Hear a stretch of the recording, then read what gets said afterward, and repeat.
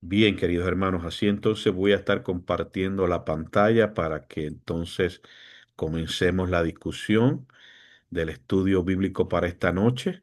Eh, Como siempre les menciono, ¿verdad? Este es un estudio bíblico y por consiguiente, ¿verdad? Su pregunta, su comentario, pues también pues es bienvenido. Esto hace más interesante y más dinámico el estudio. Como de igual manera, si no lo quieren hacer a través del micrófono, pues pueden hacerlo a través del chat, que muy fácilmente llega la pregunta o el comentario y estaremos entonces dándole paso, ¿verdad? Para que todos seamos bendecidos. Muy bien, pues así, queridos hermanos, entonces nuevamente estamos en este gran tema de los milagros de Jesús.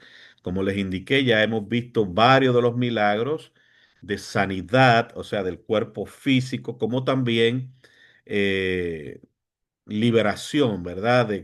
De personas que tenían una enfermedad provocada por un espíritu demoníaco y como Jesús, ¿verdad? Pues entonces trajo liberación a sus vidas, ¿ok? Pues vamos a ver nuevamente en esta noche el milagro que corresponde a la discusión y es el milagro donde Jesús sana a un hombre con hidropesía o un hombre hidrópico. ¿Ok? Esta palabra es una palabra quizás un poquito, vamos a decir, desconocida, no tan común en el vocabulario de uno, pero si uno lo analiza, la palabra, buscando la raíz, pues obviamente ya solamente con ver la palabra hidro, significa o tiene relación con agua, ¿verdad? Entonces, pues era una persona que retenía líquidos, ¿ok? Este, que obviamente hoy día, en la actualidad, en la modernidad, ¿verdad? Que vivimos nosotros, siglo XXI, sabemos que la ciencia médica ha avanzado mucho y ya esta situación no quiere decir que no sea una situación molestosa, riesgosa, pero hay tratamiento, ¿verdad? Para ello, medicación, etcétera, ¿no? Pero en el tiempo de Jesús, como yo siempre les hago ver, estamos hablando del primer siglo de la era cristiana, pues obviamente no había la actualización, la modernidad, el avance de la ciencia médica que hoy tenemos. Y por eso, ¿verdad? Jesús intervenía en estas situaciones que para las personas en aquel tiempo posiblemente era una sentencia de muerte si no intervenía nuestro Señor Jesucristo, ¿verdad? Era una situación que posiblemente lo iba a llevar hasta que murieran, ¿ok? Así que este es el milagro que vamos a estar viendo en esta noche, pero como les he mencionado, ¿verdad? No solamente nos concentremos única y exclusivamente en ver cómo Jesús lo sanó.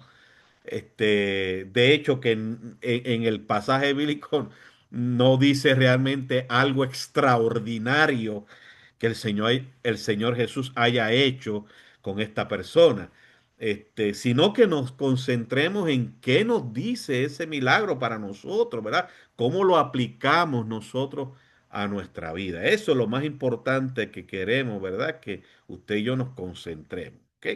Así que vamos a ver entonces este milagro rápidamente. Entonces, ¿verdad? Entramos a la discusión del pasaje bíblico, ¿ok? Muy bien. Perdonen aquí un momentito que no. Ok, disculpen. Aquí estamos. Aquí está. Está relatado en el Evangelio de Lucas, capítulo 14, los versos 1 al 4. Ese es el texto bíblico que estaremos viendo. Lucas lo resalta. Y dice el pasaje bíblico, ¿verdad? Como le dije, Lucas 14, versos 1 al 4. Es un pasaje corto, pero muy significativo. Nos dice varias cosas y como siempre yo les digo, queridos hermanos, eh, el pasaje bíblico, yo le hago unos resaltes, no por el hecho simplemente, ¿verdad?, de que queremos reflexionar en eso, ¿verdad? Porque para mí, por lo menos, cuando estudio, leo el texto, pues me dice algo, me llama la atención, ¿no? Y dice así el texto de Lucas 14, 1 al 4, que resalta o relata este milagro. Dice, aconteció un día de reposo que habiendo entrado para comer en casa de un gobernante que era fariseo, estos le acechaban. ¿Ok? O sea, está diciendo, y claro, primero que nada hay que entender y comprender, ¿verdad? Que ya Jesús, aquí Jesús no está empezando su ministerio. Aquí Jesús está ya terminando su ministerio en la tierra. O sea, ya Jesús está en sus últimos momentos, ¿no? Dándole cierre a ese, a ese ministerio de enseñanza, de sanidad, de milagro, ¿verdad? Que él hizo. Ya Jesús está en ese proceso, ya finaliza y pronto se va a enfrentar a Jerusalén, donde va a ser pues crucificado. Entonces hago esta observación porque cuando dice que Jesús entró en casa de un gobernante para comer, que era fariseo, estos le acechaban, o sea, los líderes religiosos que estaban allí reunidos lo estaban acechando. Pues por consiguiente, ¿por qué lo acechaban? Bueno, porque ya conocían a Jesús, de todo el ministerio que él había hecho, de las distintas confrontaciones que Jesús tuvo con los fariseos, ¿verdad? Que ya los fariseos, en cierta manera, lo que estaban haciendo era buscando cómo atrapar a Jesús. O sea, buscando cómo podían buscar algo donde Jesús fallara, ¿no? Para entonces tener evidencia para así acusarlo, ¿no? Que era su deseo. ¿Por qué? Porque como les dije, ya Jesús no está aquí empezando su ministerio, sino que está finalizando y por lo tanto ya los fariseos y los líderes religiosos ya sabían que Jesús era una amenaza para ellos. Entonces, pues ellos querían buscar la manera en que podían, pues, terminarlo, ¿no? Acabarlo. Y entonces lo invitan a una cena, y fíjese qué interesante, hermano, que ¿por qué estos líderes religiosos? Porque dice aquí, ¿verdad? Para comer en casa de un gobernante que era fariseo, estos le acechaban, lo que quiere decir que no era solamente el fariseo que estaba reunido allí, habían otros líderes religiosos, entre ellos los escribas, porque de hecho el pasaje bíblico nos lo da a entender, se los voy a explicar ahorita. Pero fíjense cómo podemos inferir, ¿verdad? Interpretar que esta reunión, en cierta manera, era una trampa hacia Jesús. ¿Por qué? Pues porque el texto dice que lo invitaron a comer un día de reposo. Cuando los judíos, especialmente los fariseos, hermanos, que eran los que estaban encargados de velar que la ley se cumpliera exactamente como decía la ley. Entonces, causa intriga que estos líderes religiosos, que eran muy celosos con la ley, inviten a comer a Jesús un día de reposo. Entonces ya usted ve ahí, amado, que esto era una trampa, había una agenda escondida para ver si podían entonces, de acuerdo a lo que iba a suceder allí, ver que Jesús fallaba, ¿verdad? Según ellos, y así tener evidencia para acusar a Jesús. ¿Ok? Y qué interesante, ¿verdad, hermano? Si lo traemos a nosotros, a nuestro diario vivir. A veces usted y yo nos podemos enfrentar a situaciones, hermano, que el Espíritu Santo nos revela a usted y a mí que son trampas, o sea, son personas que tienen agendas escondidas para hacerle daño a uno. Eh, y lo maravilloso es que cuando uno, ¿verdad?, está seguro que el Señor está con uno, que lo acompaña. Mire, usted y yo no tenemos que tener miedo. Claro, sí cuidarnos, ser cuidadosos, ¿verdad? Pero no tener miedo. Jesús no tenía miedo. Jesús muy fácilmente, porque vuelvo y les repito, queridos hermanos, aquí Jesús no está comenzando su ministerio terrenal. Está ya casi finalizándolo. Así que Jesús sabía muy bien lo que los fariseos eran y que nada bueno venía de ellos. Así que Jesús fácilmente podía decirle, no, no, yo no voy para allá o invítame otro día de la semana y yo puedo comer en tu casa, pero no, el día de reposo no. Porque Jesús sabía muy bien quién eran los fariseos y qué pensaban los fariseos hacia Jesús, porque como les dije, no es la primera vez que Jesús tenía un encontronazo con estos líderes religiosos. Pero Jesús aceptó la invitación y estaba allí. Entonces dice el texto que estos le acechaban, o sea, entiéndanse el fariseo y los escribas, o sea, estos líderes religiosos que estaban allí, estaban acechándole. Ya usted ve con esa expresión que esto era una trampa, o sea, era un ambiente donde había una tensión, donde cada palabra que se decía con un propósito para tratar de hacer caer a Jesús, ¿verdad? En la trampa y después acusarlo. Entonces el verso 2 dice, y aquí estaban delante de él un hombre hidrópico. Y qué casualidad, entre comillas, ¿verdad? Qué casualidad que ese hombre hidrópico apareció allí. O sea, y digo casualidad entre comillas, porque como les indiqué y dice el texto, que estos le acechaban, entiéndase, el fariseo y los líderes religiosos que estaban allí, como los intérpretes de la ley, que eran los escribas, muy posiblemente, hermanos, habían puesto a aquel hombre hidrópico allí. O sea, el hombre hidrópico no llegó allí por casualidad. No dijo, me huele por aquí que están asando un pernil. Bueno, los judíos no comían pernil de cerdo. Pero un pollito, un cordero, un cordero. Ay, me huele a corderito asado. Déjame entrar ahí si me dan algo. No, hermanos. El hombre hidrópico no entró allí por casualidad. Ya estaba preparado para atrapar a Jesús en algo que él dijera o hiciera.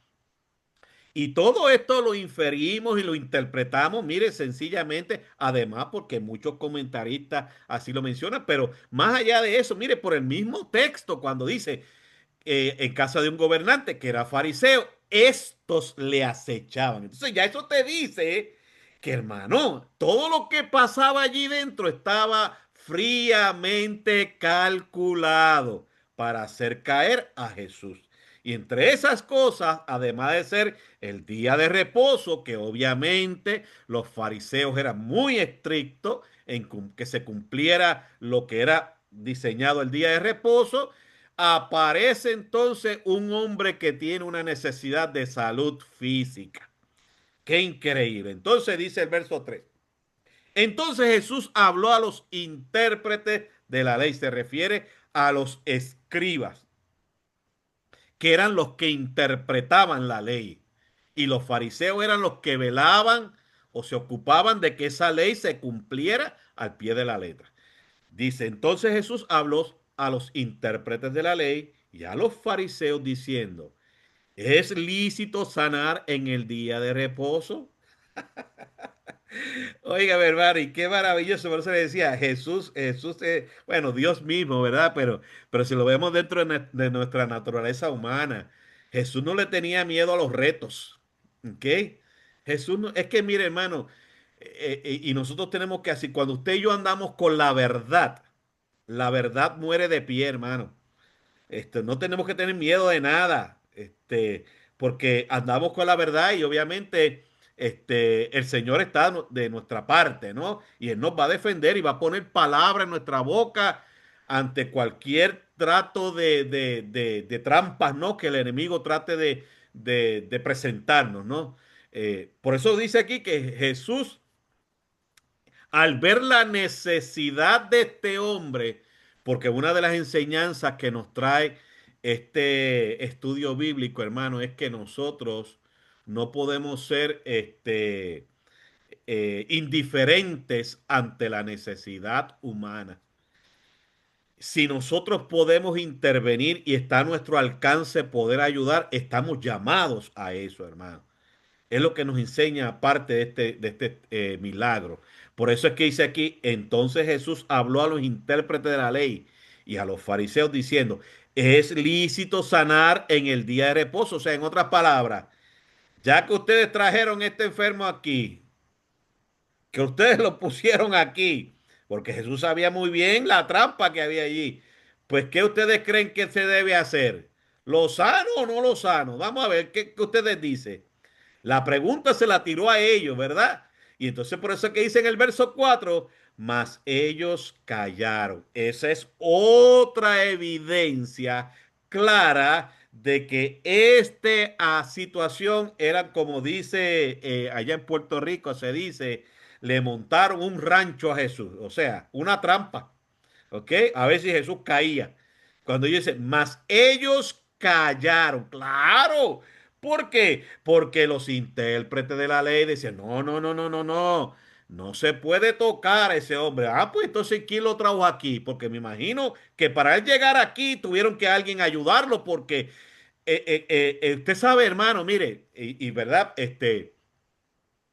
aunque no sé si alguno de ustedes ha tenido esa experiencia, pero tuve una experiencia no personal, sino de un hermano de allá de la iglesia donde yo pastor en Puerto Rico, que tuvo un problema de o sea, no podía orinar, ¿ok? Y estuvo un montón, antes de ir al hospital, a la sala de emergencia, él estuvo montones y tenía esa vejiga él sentía, la sentía súper, que casi no podía moverse, hermano. Y cuando lo llevaron a hacer emergencia, y se lo testifico porque uno de los hermanos de nuestra congregación lo acompañó, dice que obviamente le pusieron un folio y eso llenaba una bolsa y se la quitaban y llenaba otra bolsa de tanto líquido, en este caso orina, ¿verdad? Que tenía acumulada y que obviamente él no podía casi caminar. Entonces traigo simplemente el ejemplo porque un hombre hidrópico, pues obviamente retiene líquidos. O sea, no puede caminar tan fácilmente como usted y yo, pues ya pudiéramos caminar. Entonces lo que quiere decir es que ese hombre no llegó allí con sus propios pies, tiene que haberlo ayudado a alguien. Entonces, ese ayudar a esta persona de llevarlo allí, ya eso para los líderes religiosos, según la ley del día de reposo, ya eso era un trabajo. Así que ya ellos estaban violando la ley. Por eso es que Jesús le pregunta, ¿es lícito sanar en el día de reposo? Pero los fariseos y los escribas, obviamente, que sabían muy bien por dónde venía Jesús, pues decidieron callarse. Y entonces Jesús, como yo les dije, una de las enseñanzas del estudio es qué nosotros vamos a hacer ante una necesidad. ¿La vamos a ignorar o vamos a tratar de ayudar? Dice, y él tomándole se refiere a Jesús, tomando al que estaba enfermo, ¿no? Al hidrópico, dice, le sanó y le despidió. O sea, le sanó, no dice cómo lo hizo, si fue por una palabra, si lo tocó, no se dice, no, pero simplemente le trajo la salud y le dijo que se fuera. Y yo me imagino, ahí sí yo me imagino que el hidrópico salió caminando él solito, porque ya salió totalmente sano. Así que, hermano, este es el cuadro, ¿verdad? O el texto bíblico que menciona Lucas, donde relata este interesante milagro, pero ya vemos la escena. La escena, hermanos, una escena un poquito tensa, aunque Jesús no tuvo ningún temor y no evadió el reto que le hicieron este líder religioso de invitarlo a su casa, de empezar a acecharlo en un día de reposo y más allá de eso haber puesto una persona allí que estaba enferma, a ver qué hacía Jesús, todo con el propósito de tener evidencia para acusar a Jesús. De hecho, si usted sigue leyendo los textos siguientes, ¿verdad? El pasaje de Lucas, Jesús los confronta diciéndole algo que también ya nosotros habíamos mencionado en otro milagro, que Jesús le dice que no sean ustedes tan hipócritas, ¿verdad? Porque ustedes, si el buey necesita ser cambiado, ser movido para darle agua, ustedes lo van a dejar morir, ¿verdad? Que ustedes lo mueven. Entonces, o sea, Jesús los confronta con eso. Así que, obviamente, ¿verdad? Jesús no le tuvo temor ninguno, aún sabiendo, ¿verdad?, que esta situación era ciertamente una trampa que estaban presentando estos líderes religiosos, que simplemente lo que le importaba a ellos era simplemente, entre comillas, ¿no? Cumplir la ley y eso se llama ser legalista, ¿ok? Que vamos a ver más adelante, aunque en uno de los estudios bíblicos ya que mencionamos anteriormente de los milagros, que hablamos un poquito de lo que era santidad y legalismo, ¿no? Que hicimos brevemente una diferencia, mencionamos esto del legalismo, ¿no? Que simplemente es tratar de ver cómo cumplimos reglas, ¿no? Pero dejamos el amor por fuera. Para nosotros cumplir primero la regla y el amor, pues, si acaso da, si tenemos tiempo, cuando no es así, ¿ok? Muy bien. Pues vemos entonces que este no es el primer milagro que Jesús hace en el día de reposo, simplemente aquí le hago un resumen, ¿verdad? De los milagros que ya Jesús había hecho en el día de reposo, el sabbat, que son 7. Primero, pues, o que ya hemos estudiado, ¿verdad? La sanidad de la suegra de Pedro. Está en Lucas 4:38. También el hombre de la mano seca o la mano paralizada o la mano atrofiada que está en Lucas 6, verso 6.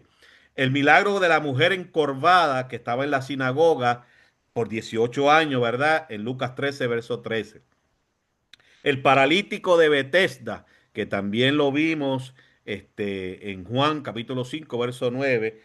La sanidad del ciego de nacimiento en Juan 9, 14. Y la liberación del hombre poseído, ¿no?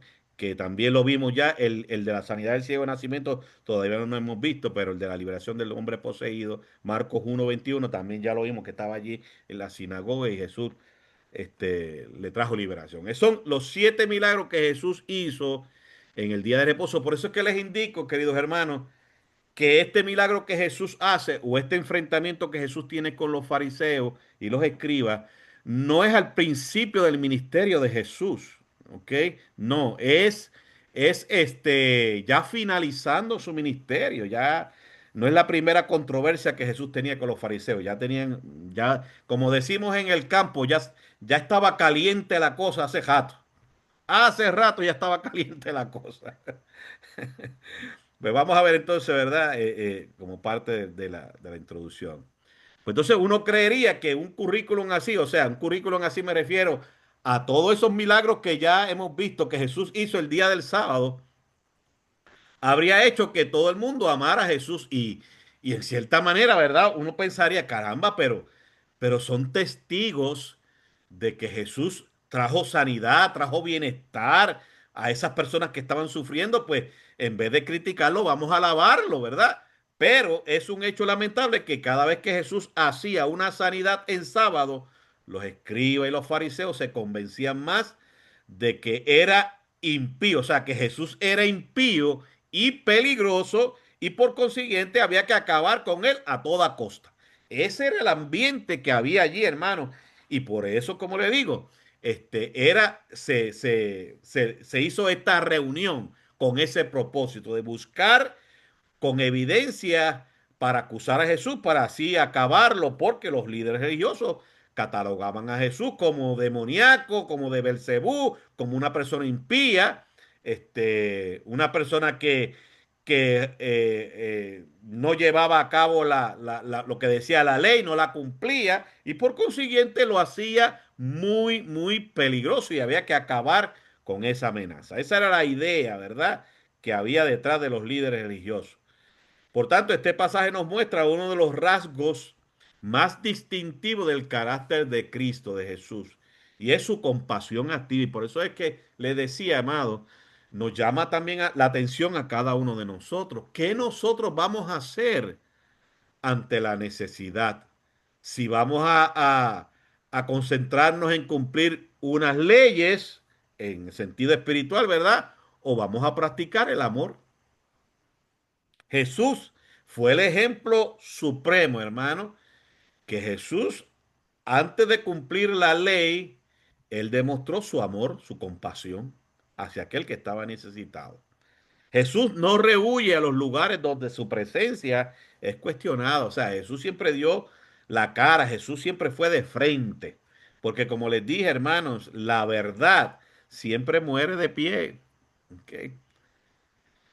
Aquí entra a la casa de un fariseo donde es observado con sospecha. Yo me imagino, ¿verdad? Que cada movimiento de Jesús estaba siendo observado. Cada movimiento, cada palabra estaba siendo observada. ¿Ok? Y transforma ese ambiente de juicio. ¿Por qué de juicio? Pues porque los fariseos estaban allí para buscar cómo acusar a Jesús. Y Jesús transformó ese ambiente de juicio en un escenario de gracia, o sea, de amor, de misericordia, de compasión. En medio del legalismo, ¿por qué el legalismo? Por lo que le dije, porque los líderes religiosos lo único que se preocupaban era que la ley se cumpliera. Y si era día de reposo, pues no se podía hacer trabajo y sanar a una persona. Para ellos, según la ley, era trabajo. Por consiguiente, si se hacía, tú estabas quebrantando la ley. Eso es legalismo, hermano. Y todavía hoy día hay lugares religiosos que, como yo una vez les dije, hermano, y utilicé un término un poquito fuerte, ¿verdad? Que algunas personas quizás no puedan entender, pero son catalogados como ambientes religiosos tóxicos. Y es por esto, hermano, que se concentran más en cumplir unas leyes entre comillas, porque hermanos, el día de reposo sí fue establecido por Dios, pero el problema era que los fariseos y los escribas empezaron a añadirle más y más y más cosas a ese día establecido que ya realmente se convertía en algo que era pesado, que era casi imposible de cumplirlo. Y ahí es que está el problema, eso es el legalismo. Y hay lugares religiosos, ambientes religiosos que empiezan a añadir y añadir y añadir y añadir, hermano, que la gente, en vez de salir edificada de ese lugar, salen con más cargas. Y esto me recuerda, ¿verdad? Un ejemplo también digo vivido en el sentido que fue llevado a mi atención, a mi consideración, aunque estas personas no eran de mi congregación, eran de otra congregación de allí de la comunidad, pero que me conocían y yo tenía familiares en mi congregación de ellos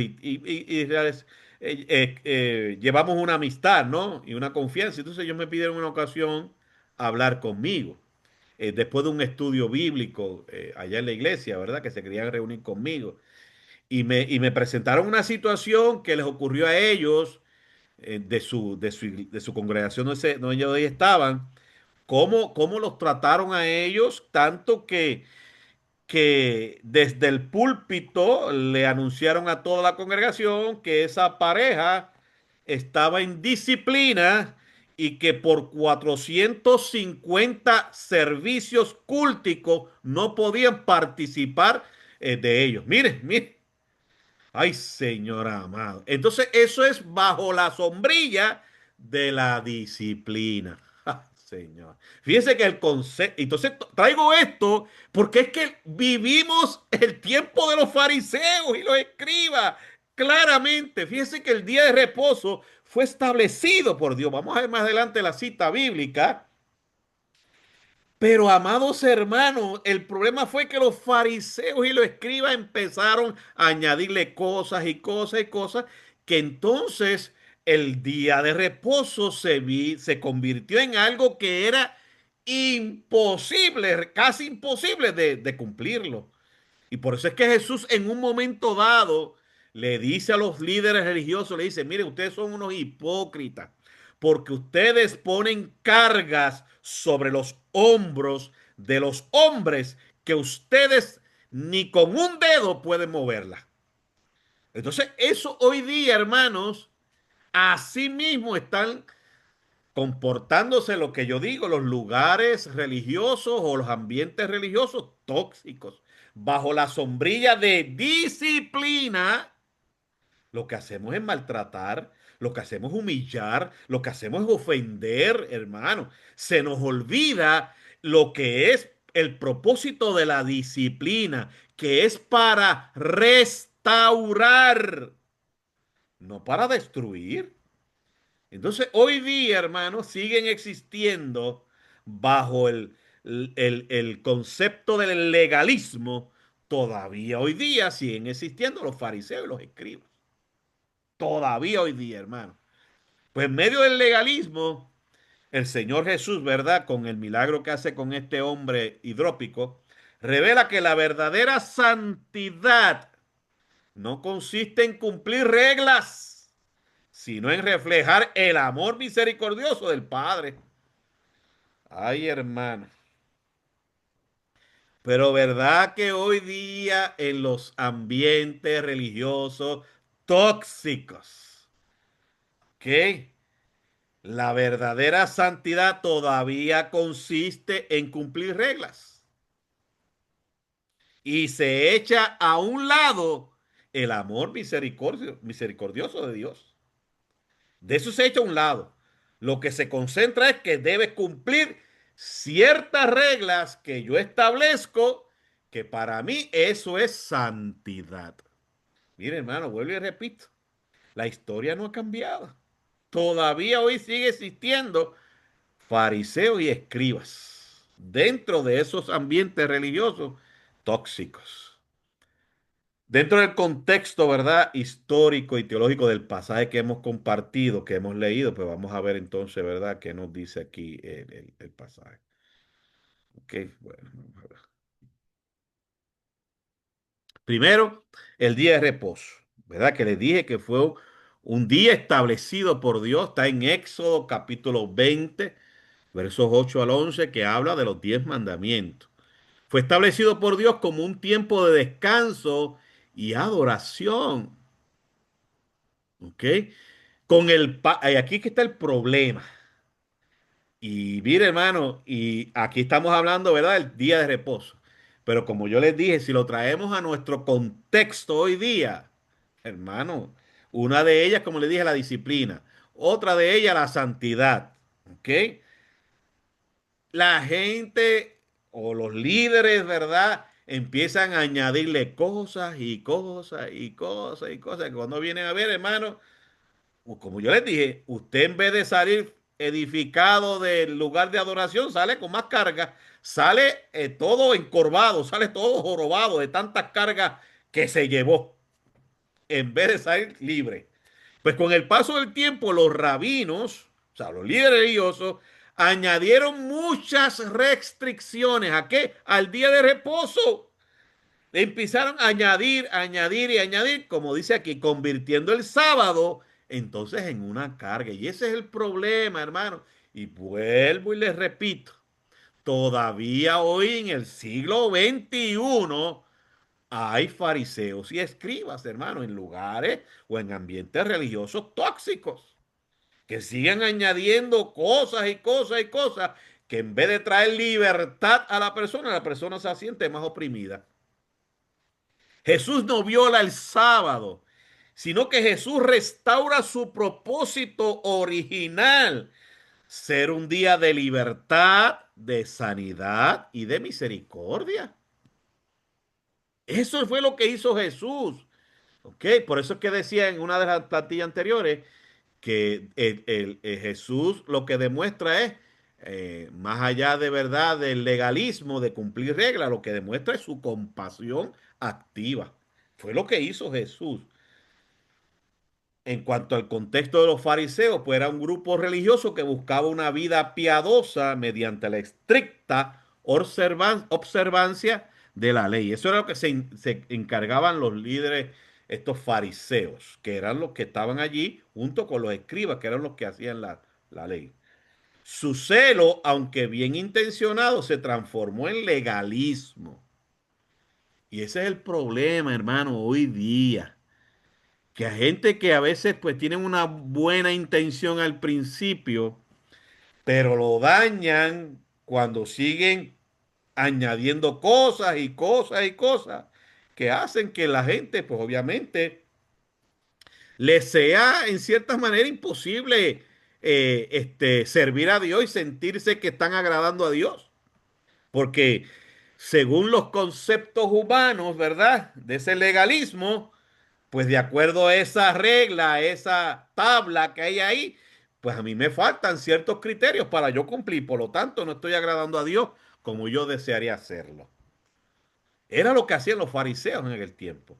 Su celo, aunque bien intencionado, se transformó en legalismo porque cumplían la letra, pero olvidaban el espíritu de la ley, que era restauración, que era amor, que era traer libertad. Y en este caso, de esta persona enferma, pues traer libertad, ¿verdad? De ese dolor que él tenía, de ese impedimento, ¿no? Que le traía esta enfermedad y sentirse totalmente libre.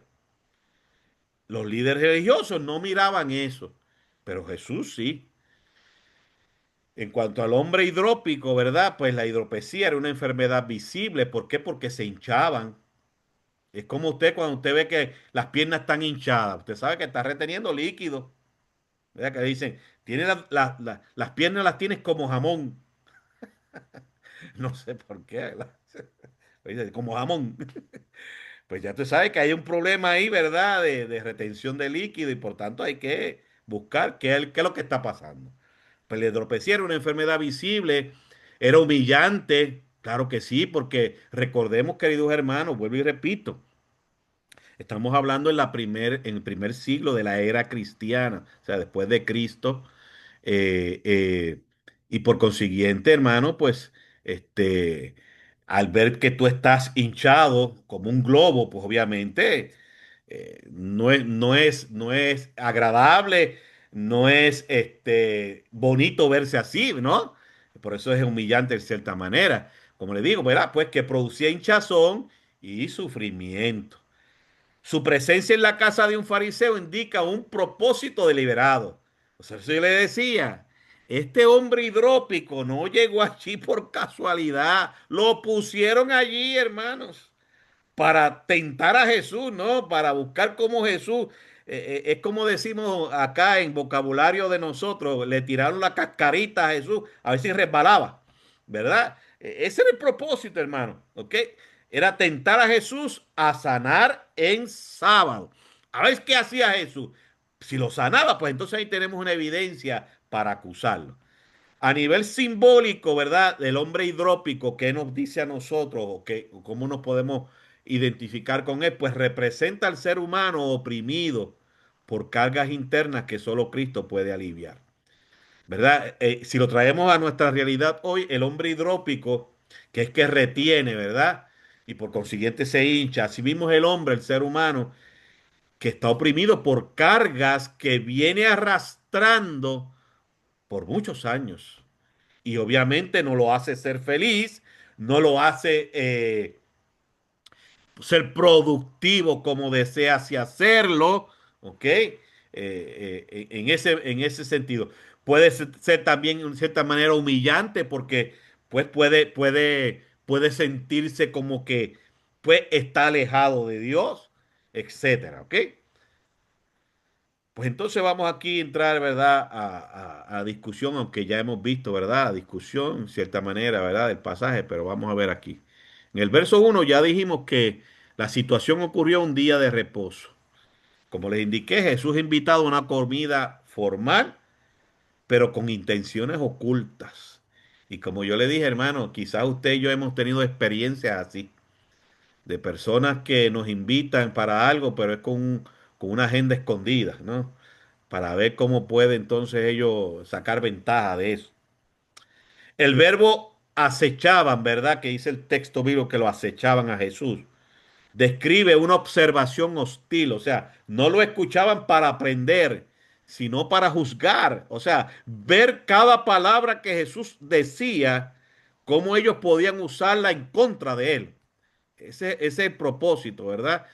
Como establece el verso 1. Así que ya vemos el ambiente que había allí, hermano. Pues aquí se presenta una ironía espiritual. Aquellos, ¿verdad?, que guardaban el día de reposo externamente, o sea, que lo cumplían, pues, dizque al pie de la letra, rompían el espíritu del mandamiento con su actitud crítica y falta de amor. O sea, aquellos que, que decían ser santos, ¿verdad? Porque pues no hacían trabajo físico el día del sábado, guardaban. Si realmente fueran honestos, sinceros, ellos mismos se daban cuenta de que estaban rompiendo el mandamiento del amor hacia esa persona que tenía necesidad. Y cuántas personas hoy día, hermanos, pues también se creen, ¿verdad?, muy santos, pero no demuestran el amor, porque la santidad, entre comillas, ¿verdad?, no los deja interactuar o compartir con personas, ¿verdad?, que supuestamente, ¿verdad?, para ellos no son santos. Y qué hipocresía, ¿verdad? Qué hipocresía. Jesús, sin embargo, no evitó el conflicto. O sea, Jesús fue de frente porque, como yo les dije, hermano, cuando uno tiene la verdad, no debe temer nada. Usted tiene la verdad. Para adelante es que vamos. Él se mueve en medio de la tensión porque su misión es revelar la verdad del reino, o sea, lo que consistía verdaderamente el reino de Dios. Jesús lo iba a demostrar, ¿ok? Incluso en los espacios religiosos más endurecidos, incluso en la casa de este señor fariseo. Ahí Jesús quería revelar sin temor ninguno lo que verdaderamente era el reino, ¿verdad?, que él vino a establecer.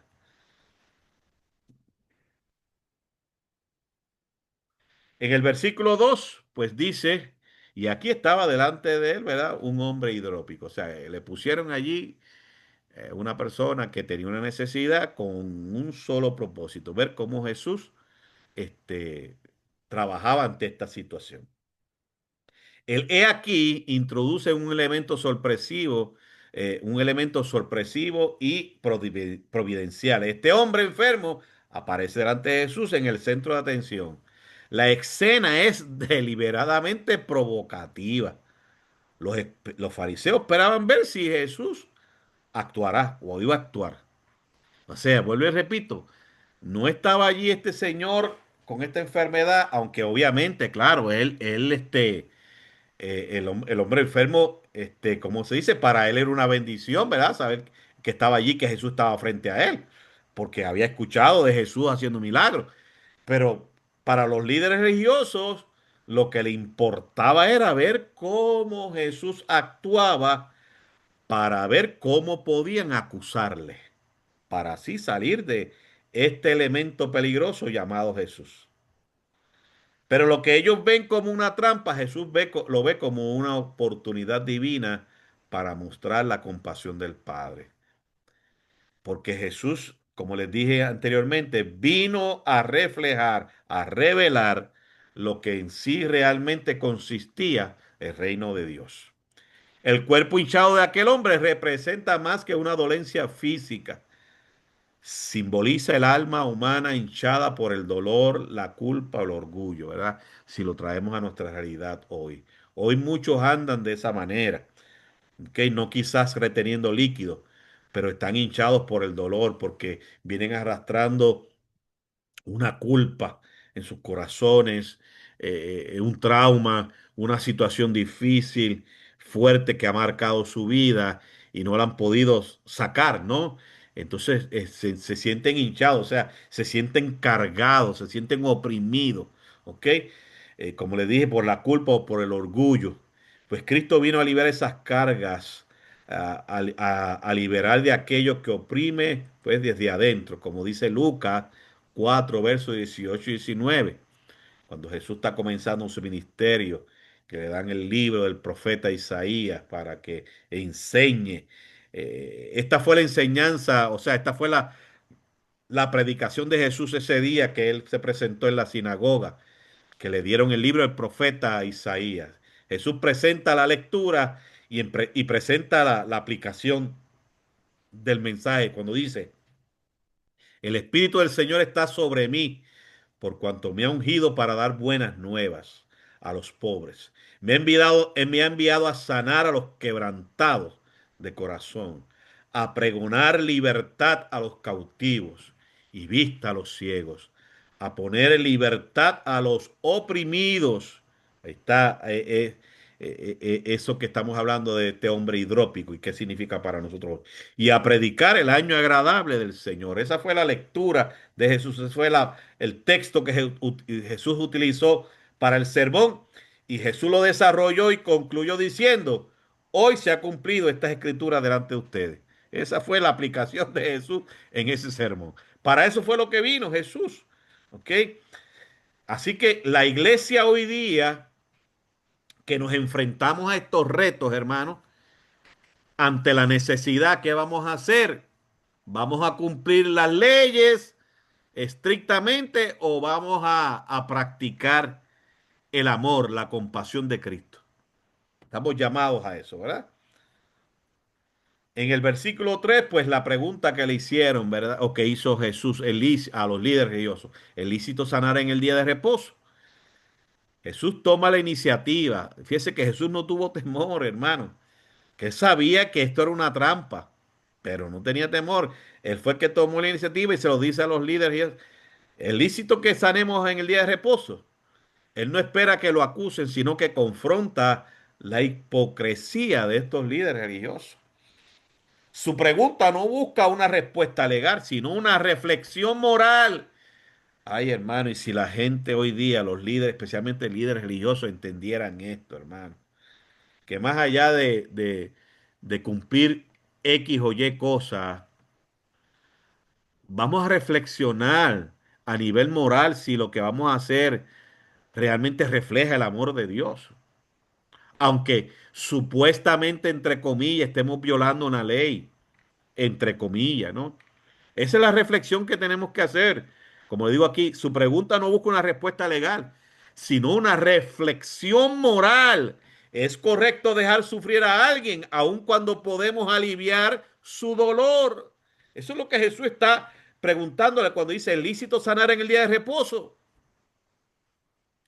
Ustedes que saben la ley, ustedes que la cumplen, pues les pregunto, ¿es correcto dejar sufrir a alguien aun cuando podemos aliviar su dolor? Contésteme, es lo que Jesús está diciéndole, ¿verdad?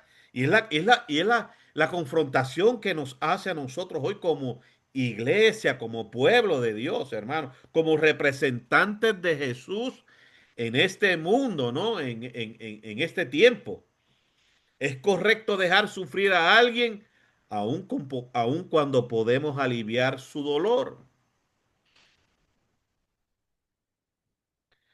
Pues entonces, ¿verdad? Es el llamado, ¿verdad? Que el Señor nos hace este, ante la necesidad, ante las circunstancias reales, ¿verdad? Ante las demandas que hoy tenemos como pueblo de Dios, hermano. ¿Ok? El silencio de los fariseos demuestra su, su ceguera moral. Claro que sí, hermano. Temen perder autoridad más que fallar al amor de Dios. Mire, y es la realidad, hermano, porque para ellos lo más que le importaba era mostrarse, ¿verdad? Como santos, como líderes que cumplían al pie de la letra la ley, pero se olvidaban de practicar el amor. Y hoy día hay mucha gente así religiosa, ¿verdad que sí? Por eso digo, hay mucha gente religiosa y son pocos los cristianos. Ok. Jesús, en cambio, muestra que la verdadera obediencia no consiste en evitar el mal, sino en hacer el bien siempre que sea posible. Por eso les decía, ¿verdad? Al principio, que es el llamado que Dios nos hace a través de este estudio hoy y la enseñanza de este milagro. Ante la necesidad, si está en nuestras manos, ¿verdad? Poder ayudar. ¿Nos vamos a quedar cruzados de brazos o vamos a ayudar? Es el llamado que Dios nos hace, ¿verdad? Y la respuesta debe ser eso, que el amor está primero que todo. ¿Ok?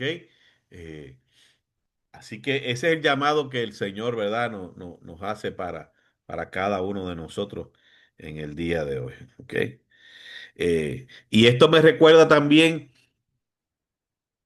Cuando dice aquí, la verdadera obediencia no consiste en evitar el mal, sino en hacer el bien siempre que sea posible. Esto me recuerda, muchos años atrás, estoy hablando como para el año, wow, yo creo que los años 70 y pico, por ahí. Eh, sí, como quizás, sí, a final de los 70, principios de los 80. Eh, un pastor que vino a la iglesia que yo pertenecía, eso yo vivía allá en Comerío, yo no me había casado, obviamente, ni todavía tenía planes, porque yo en ese tiempo todavía era muchacho adolescente entrando a la juventud, o sea, no tenía todavía el llamado, de cierta manera, para el ministerio pastoral, y pertenecía a una iglesia allá en Comerío. Y entonces recuerdo que llegó un pastor, precisamente que era psicólogo clínico. Él llegó a ser el pastor de nosotros en ese tiempo. Y como pastor, psicólogo, pastor obviamente también, ¿verdad? Que había estudiado en el seminario, pero era psicólogo clínico, eh, pues vino con una visión renovada para la iglesia que en aquel tiempo estábamos allí. Entonces recuerdo que ese pastor compartía mucho en lugares de la comunidad que no eran lugares si uno lo pudiéramos analizar aquí como los fariseos pensaban, ¿verdad? No eran lugares para un pastor estar, ¿verdad? Si seguimos la línea de los fariseos, ¿verdad? No eran lugares para un pastor estar. Ejemplo, en Comerío había un lugar que se llamaba La Barranca, que si lo que nosotros podemos llamar hoy un pop, ¿verdad?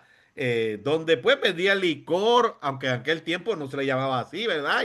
Y no era tan extremo como hoy vemos los pop, ¿verdad? Y todo tipo de cosas, ¿no? Pero sí era un lugar donde vendían alcohol y por consiguiente muchos de los caballeros y jóvenes de esta comunidad se unían allí. Y el pastor pues se metía allí para conocerlo, para hablar con ellos, para compartir con ellos. Ay, hermano, usted no sabe el bochinche que se formó en la iglesia. Ay, el pastor se mete en la barranca con todos esos borrachones. Ay, eso no es de Dios, eso no es un pastor. Y empezaron a criticarlo, a criticarlo, a criticarlo y a criticarlo, tanto que hicieron que el pastor se fuera de la iglesia. Cuando el pastor simplemente lo que hacía era demostrar el amor de Dios. Porque ¿dónde usted va a buscar los pecadores? Ay, pastor, sí, en la iglesia. Allí es que lo vamos a buscar, pastor. Allí que el Señor nos manda a evangelizar.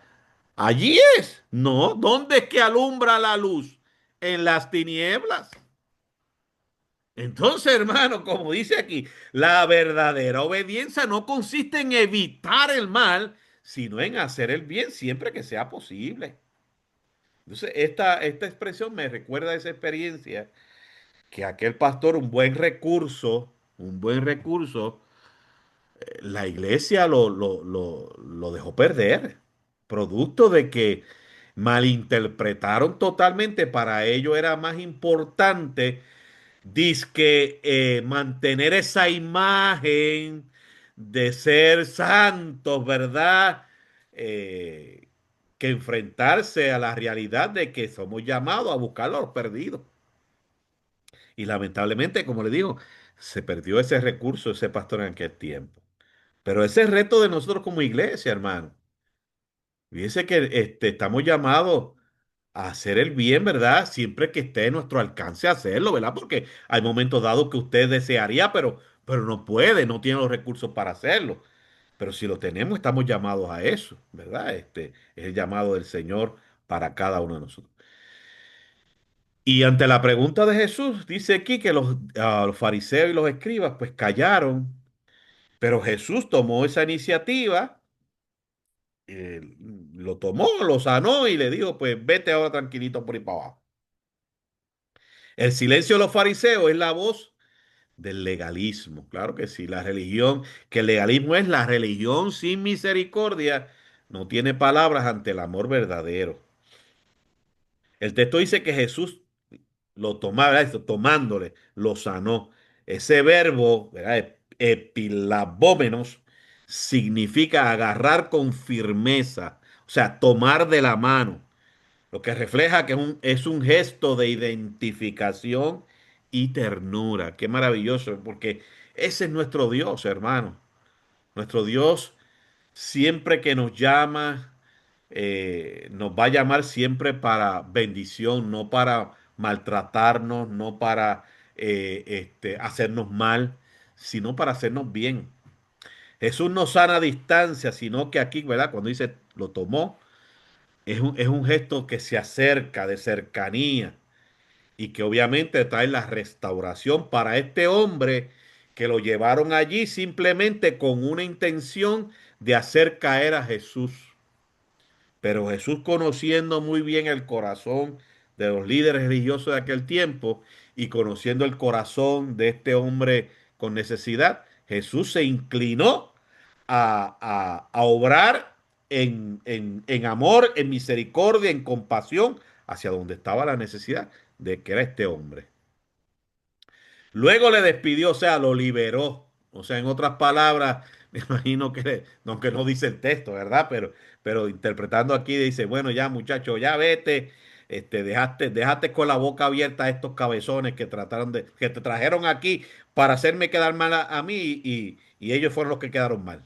Así que vete tranquilito por ahí para abajo con la bendición que recibiste hoy. No solo su cuerpo es sanado, sino también su dignidad. Claro que sí. ¿Por qué? Porque los líderes religiosos lo trajeron simplemente como una, como les decía, como una moneda para hacer caer a Jesús, como una trampa, ¿ok? Como una carnada para hacer caer a Jesús. O sea, que no le importaba a los líderes religiosos, que se supone que fueran los modelos, ¿verdad? Para demostrar amor.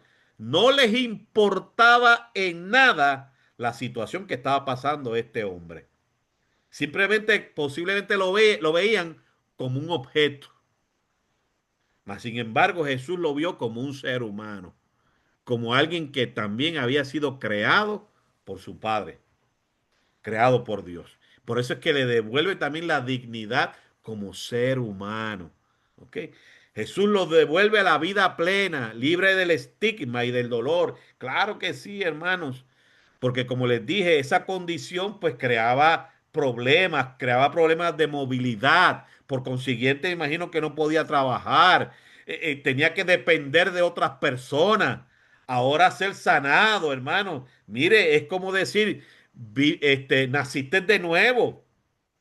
Ves la vida ahora de una manera diferente. Ahora realmente ya no hay nadie que se burle de ti por tu condición. Ya no va a haber más dolor en tu cuerpo físico. O sea, realmente fue una bendición grande que Jesús trajo con aquel hombre que simplemente los fariseos los trajeron y los escribas los trajeron como una carnada para hacer caer a Jesús. El milagro termina sin discursos ni aplausos, solo el poder del amor actuando en silencio. Cristo enseña que la verdadera grandeza espiritual está en servir, no en ser visto. Por eso hemos visto ya en otros milagros que Jesús claramente le decía a la gente, mira, no se lo digas a nadie, ¿ok? Porque Jesús siempre evitó los espectáculos, ¿verdad? Porque la razón para cual nosotros estamos aquí, hermanos, como iglesia, es para servir. Y toda la gloria, toda la honra es para Dios, que es el que hace, ¿verdad? Que usted y yo podamos servir. ¿Sí? Muy bien, esa básicamente, ¿verdad? En cierta manera, así, una forma más básica, sencilla, la interpretación del pasaje que estamos llevando a cabo, el estudio bíblico. Cuanto a las lecciones espirituales, ya más directamente para nosotros, pues vamos a ver. Primero, la primera lección que nos enseña, que aunque ya ¿verdad? Hablamos un poquito de ella, es acerca de la compasión. La compasión es superior a la tradición. Cuando me refiero a tradición, me estoy refiriendo a la ley, a los mandamientos que se deben estar. la compasión es superior, o sea, el amor es superior, hermanos. La pregunta de Jesús sigue vigente para nosotros hoy.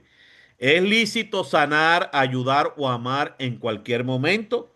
Muchos hoy día priorizan las reglas por encima de las personas.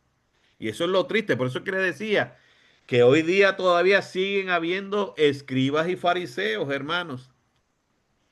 Y por eso es que me baso, ¿verdad? Que hay ambientes religiosos tóxicos que priorizan más bien las reglas, las normas, antes que verdaderamente el amor.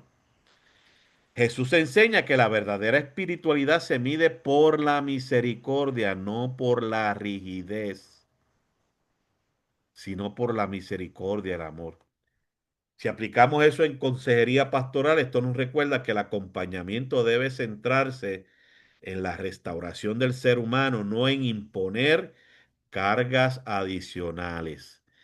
Y eso, hermanos, es lo que se debe buscar como objetivo, como logro, ¿verdad? Para alcanzar en cualquier persona que usted y yo estemos ayudando.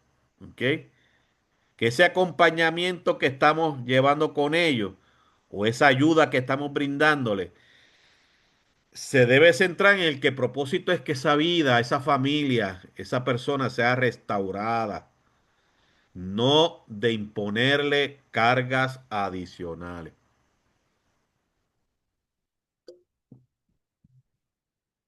Y dígame si eso pasa hoy día, hermanos, en las congregaciones, especialmente con la disciplina. Que las personas posiblemente van donde su pastor y le confiesan el problema que están pasando y que, pues, que fallaron. Y muy posiblemente el pastor le dice, bueno, hermano, pues, como les dije, como pasó con esta pareja, pues ahora estás en disciplina en 450 servicios culticos, tú no puedes participar. Ay, señora amada. Estando yo ahí le digo, mire, pues para que me ponga en disciplina de verdad, que cojo el libro que tenga de frente y se lo mando en la cara. Ahora póngame en disciplina, con gusto, póngame ahora en disciplina. Ignorante la gente, de verdad que, ay, señora madre, que, como dicen allá en Boricua, Boricua Style, me hierve la sangre. Ay, señora madre, qué increíble la justicia que uno escucha, que uno ve, hermano, que tristemente que personas humildes llegan donde uno buscando, ¿verdad? Ayuda, a veces salen más oprimidos. Eso es muy lamentable, hermano. Y de verdad, ese no es el evangelio. Ese no es el evangelio.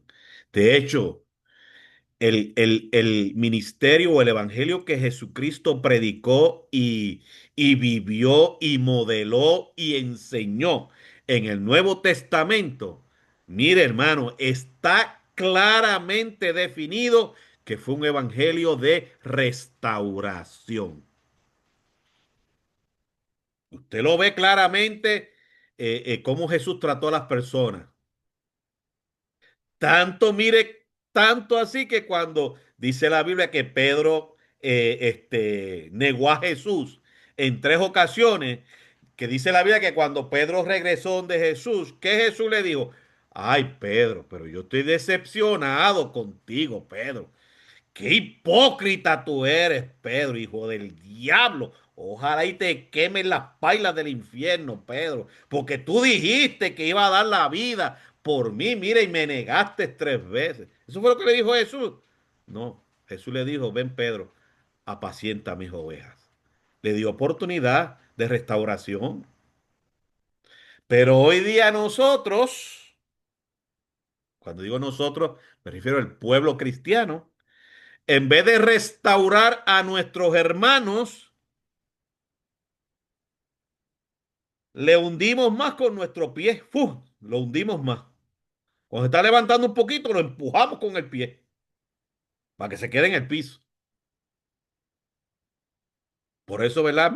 Menciono aquí, en consejería pastoral, esto nos recuerda que el acompañamiento debe centrarse en la restauración del ser humano, no en imponer cargas adicionales. Y cuando una disciplina se pone en amor con el propósito de restauración, créame, la persona se va a someter sin ningún problema. Pero cuando la imponemos con la intención de simplemente hacer daño, de simplemente humillar, hermano, la persona lo que va a sentirse es más dolida. ¿Ok? Así que qué maravilloso, ¿verdad? Este ejemplo de este milagro, ¿verdad? Lo que nos enseña. Segundo, o la segunda lección es que el amor verdadero actúa aunque el entorno critique. Jesús sabía que sería observado, o sea, Jesús sabía muy bien dónde él estaba y qué era lo que estaba pasando allí, los corazones y las mentes de estos líderes religiosos. Jesús sabía que sería observado y juzgado, pero no permitió que el temor a la opinión de los demás detuviera su compasión. O sea, en otras palabras, a Jesús no le importó lo que iban a decir los líderes religiosos. Él vio que él podía suplir la necesidad de aquel enfermo y lo hizo. Y es lo que estamos llamados nosotros, hermanos, porque hay personas, ay, pero es que sí hablan de mí, porque mire, estuve en tal sitio estuve ayudando, pero pues mira, pues que como la iglesia nos dice que no compartamos, ay, pero ¿qué van a decir? ¿Me van a criticar? No, yo mejor no hago nada, no hago nada. No, pues el verdadero amor actúa, aunque estemos en un lugar donde nos puedan criticar, hermano. Porque mire, hermano, aquí en última instancia usted y yo servimos es a Dios.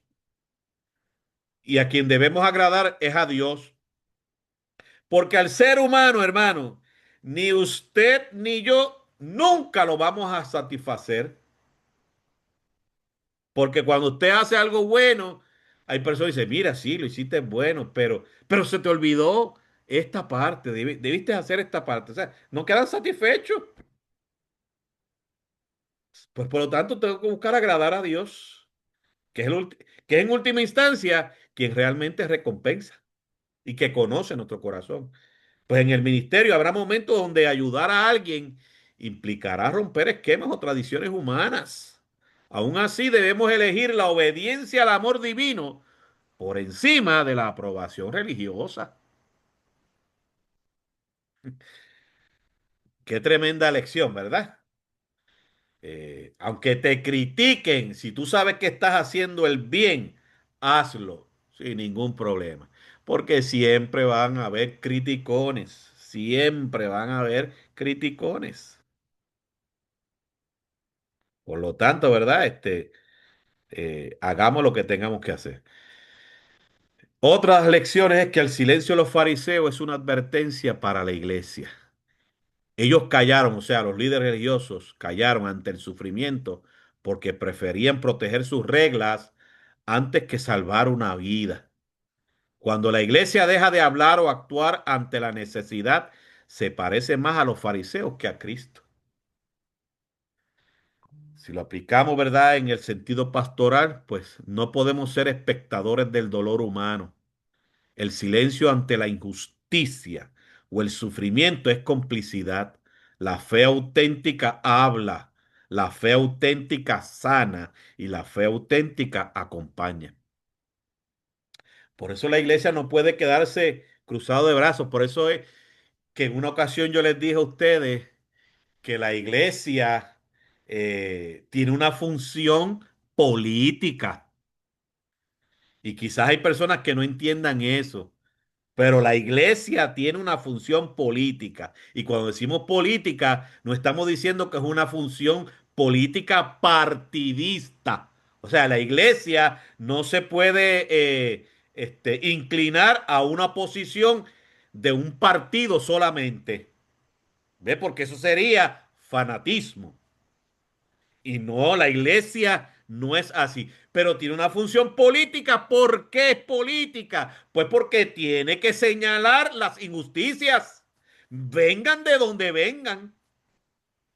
Y eso es una labor, es una función de la iglesia, del pueblo de Dios, hermano. Si nos quedamos callados, es como dice aquí, el silencio de los fariseos es una advertencia para la iglesia. Porque la fe auténtica habla, la fe auténtica sana y la fe auténtica acompaña. Permita el Señor, ¿verdad? Que nosotros no olvidemos eso. Otra de las lecciones que el toque de Jesús restaura más que el cuerpo, o sea, el cuerpo físico. El gesto de tomarle, ¿verdad? Cuando dice que lo tomó, que lo agarró, ¿verdad? Con amor, con ternura, enseña que el poder sanador de Cristo se comunica a través del contacto humano lleno de gracia. En la consejería cristiana, ese toque se manifiesta en la empatía, en la escucha, en la oración y la cercanía. Por eso es que yo siempre les he mencionado, hermano, y esto aplica para todos nosotros porque todos nosotros, en cierta manera, aunque tengamos una educación o una preparación o no la tengamos, hacemos en cierta manera trabajo de consejería en nuestra vida. ¿Ok?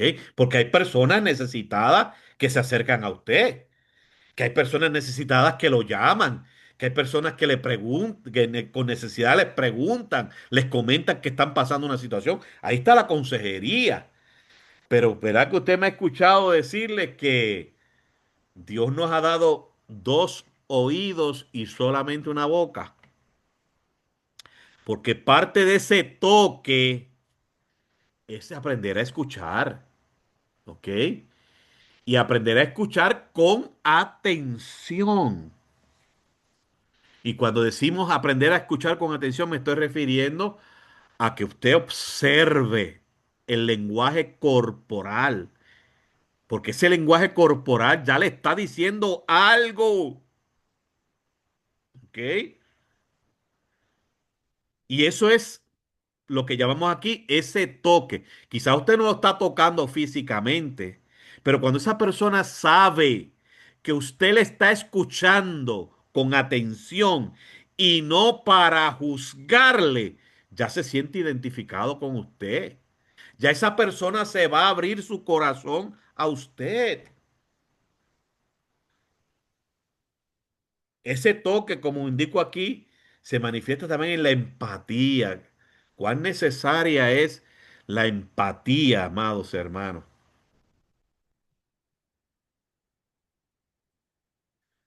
Y muchas veces esa empatía se revela o se manifiesta el que usted está, ¿verdad? Escuchando a una persona que le está comentando alguna situación y que quizás usted no dice ni una palabra, pero esa persona siente que usted primero que está a su lado y segundo, esa persona siente que usted lo está entendiendo en carne propia lo que está pasando.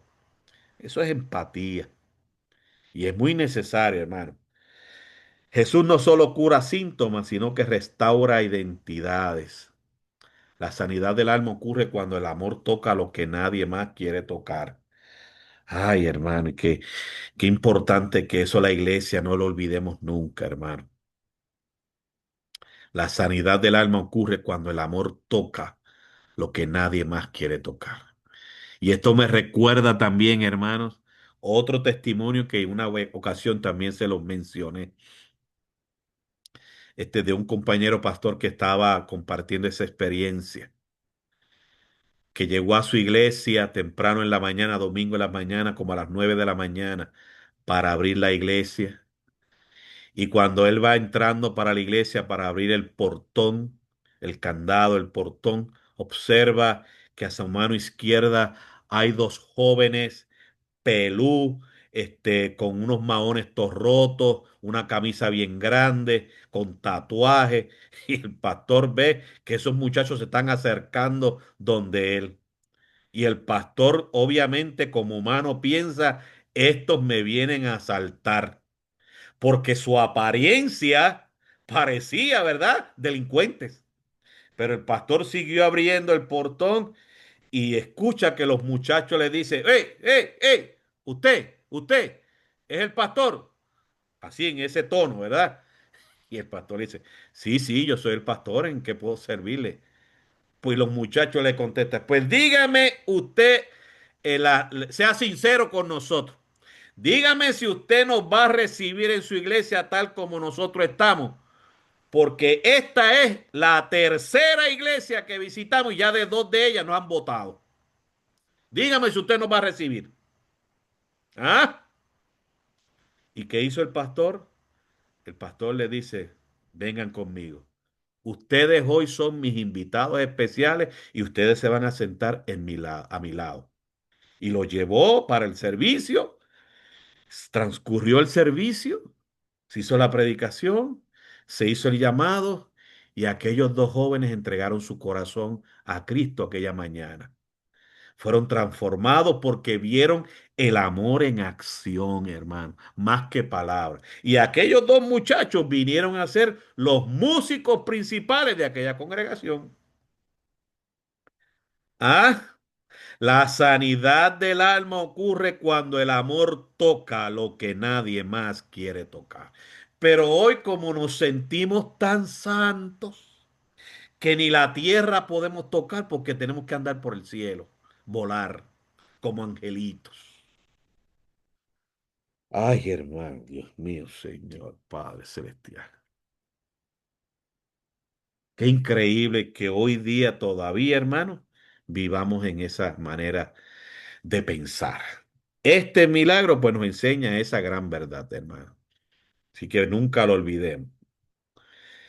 El reino de Dios libera, no retiene. Otra de las lecciones. Después de sanarlo, Jesús le despidió, lo deja libre. No exige reconocimiento ni sometimiento. Su amor no ata, empodera y envía. Ay, hermano. En la aplicación espiritual, quien ha sido tocado por Cristo debe salir al mundo libre, testificando del poder de su gracia. El amor de Dios no esclaviza, libera el corazón para servir. Y si Dios tiene que moverlo para un lugar donde hay necesidad, hay que ser maduros espirituales y entender que Dios lo liberó para servir y que donde está sirviendo nos está representando también a nosotros. Pero hoy día somos egoístas, ¿verdad que sí? Y eso me acuerda también otro testimonio y ya estoy finalizando. En la iglesia donde pastoreé, ¿verdad? La última iglesia en Puerto Rico. Cuando yo llegué en el 2001, en nuestra iglesia habían eh, dos parejas, dos matrimonios que eran líderes de la iglesia. Eran no dos líderes, eran cuatro líderes, dos parejas, porque tanto el esposo y la esposa eran líderes de la iglesia, líderes activos de la iglesia. Y estos muchachos, esta pareja, ¿verdad? En un momento dado, el superintendente le pide a una pareja que los ayude en una iglesia que estaba sin pastor, que él los necesitaba para que ellos lo atendieran. Y yo como pastor, pues obviamente autoricé, ¿verdad? Le dije, pues amén, claro que sí, con mucho gusto, lo despedimos en el amor del Señor, oramos por ellos y que Dios los use de manera especial. Y meses después, el superintendente vuelve y me dice, Pastor José Luis, necesito esta otra pareja para otra iglesia, congregación que necesito, que está sin pastor. Por favor, me lo da para que me ayuden allá. Yo le dije que sí. Y algunos hermanos de la congregación empezaron y dicen, ay, pastor, no deje entrar más ese superintendente aquí a nuestra iglesia, pues nos está llevando a todo el mundo. Mira, nos llevaron a lo mejor el líder de nuestra iglesia. No lo permita, no lo permita más. Y yo les digo, mire, hermanos, la obra es del Señor, primero, segundo, allí donde ellos están, nos están representando que salieron de nuestra congregación, así que debemos sentirnos orgullosos, contentos, ¿verdad? Que nuestra iglesia ha parido líderes que hoy están sirviendo. Y meses después, la iglesia en ese año recibimos alrededor de 30 y pico de nuevos miembros para nuestra iglesia. Dios nos pidió cuatro y yo como pastor accedí que se lo llevaran y Dios nos devolvió, creo que fueron 32, 34 nuevos miembros. Dando cuenta que Dios nos llama para servir y no podemos ser egoístas. ¿Ok? La religión puede observar, solo Cristo puede transformar. Los fariseos observaban, pero no podían sanar. La religión sin Cristo solo analiza el pecado, no puede redimirlo. Jesús demuestra que la transformación no proviene de la crítica, sino del contacto con su misericordia.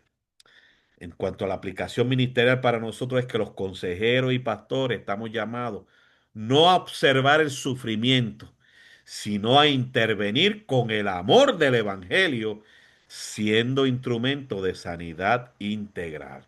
Para eso es que Dios nos ha llamado, hermano. Esa es parte de la función de la iglesia de Cristo. Para eso Dios nos ha dejado en esta tierra, hermano. Por tanto, aplicamos en la vida personal.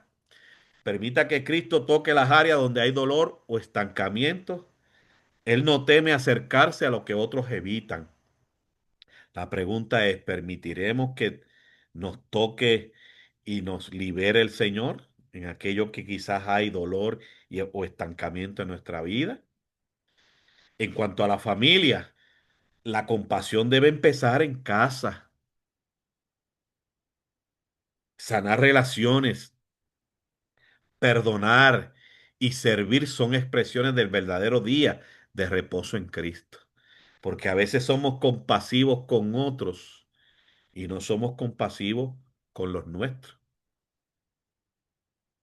En el ministerio, pues que cada acto de consejería, de enseñanza o de predicación refleje este principio. La misericordia siempre es lícita, siempre es permitida.